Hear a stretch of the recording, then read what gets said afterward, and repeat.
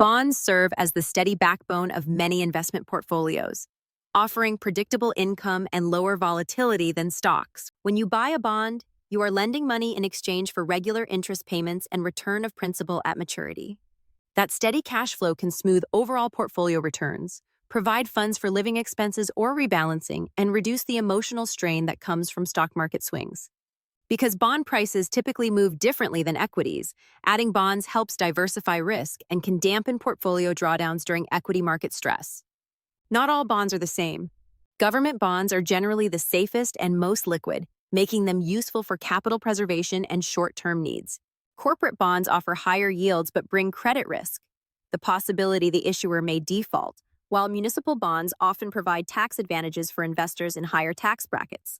Inflation-protected securities such as TIPS guard against eroding purchasing power, and high-yield bonds add return potential at the cost of greater volatility. Understanding these differences helps you choose the right mix based on your goals, time horizon, and risk tolerance. Interest rate fluctuations are the central risk for bond investors. When rates rise, bond prices fall, and longer maturity bonds are more sensitive to rate moves. Duration, a measure of a bond's interest rate sensitivity, lets you quantify that risk and design holdings to match your tolerance.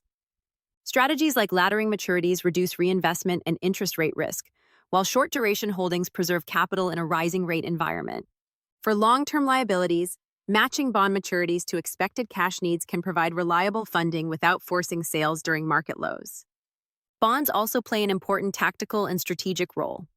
Strategically, many investors hold a percentage of bonds to align with their age or risk profile, commonly expressed as percentage in bonds versus equities.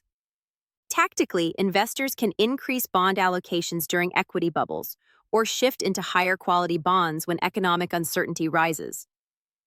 Bond funds and ETFs offer diversification and ease of trading, while individual bonds can be held to maturity for known cash flows. Taxes and fees matter, so consider municipal options, tax-efficient funds, and transaction costs when building bond exposure. Ultimately, the right role for bonds depends on personal objectives: income generation, capital preservation, liability matching, or portfolio diversification.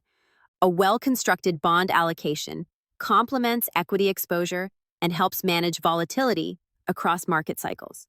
By choosing the appropriate types, maturities, and credit qualities, and by periodically rebalancing, you can use bonds to create a more resilient, goal-focused investment portfolio.